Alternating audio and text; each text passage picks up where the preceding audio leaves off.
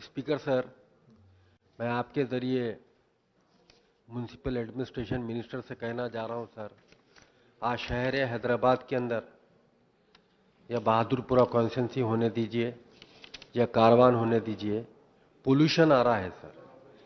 या नामपल्ली कॉन्स्टिट्यूंसी होने दीजिए, एक पोल्यूशन का बहुत बड़ा प्रॉब्लम है।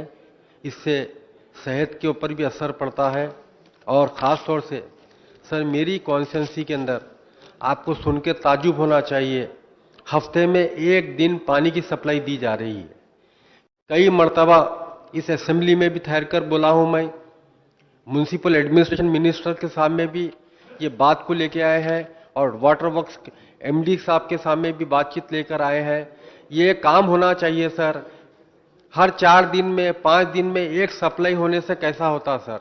मेन सिटी के अंदर मेरी कॉन्स्टिट्यूंसी है और आड़ा पहाड़ बोल के इलाका है, वहां रिजर्वेयर के लिए हम प्रपोजल दिए हैं, गवर्नमेंट को रिजर्वेयर के लिए प्रपोजल गया है।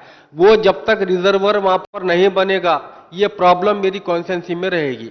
मैं आपके जरिए मिनिस्टर साहब से गुजारिश करना चाहता हूं, इमीडिएटली जो प्रपोजल्स हम वाटर वर्क्स डिपार्टमेंट को दिए हैं, इंप्रूवमेंट ऑफ वाटर लाइन्स है, रिजर्वर है, पोल्यूशन के बारे में है, जितने भी प्रॉब्लम्स है, ना सिर्फ मेरी कॉन्स्टिट्यूंसी सब कॉन्स्टिट्यूंसीज के अंदर मैं आपसे गुजारिश करता हूं सर, इमीडिएटली वो पूरे कामा कराइए। अब धुपकारा चालू हो रहा है, एडिशनल पानी के टैंकर्स लगाइए सर। एक इलाका है गुंडाल शाह बाबा बोल के, जहां पर ऊपर का इलाका आड़ा पहाड़ बोल के है, वहां पर 500 मकानात है, एक पानी की लाइन नहीं है वहां पर। एडिशनल टैंकर्स दियो सर, एडिशनल टैंकर्स भी नहीं दे रहे पानी के।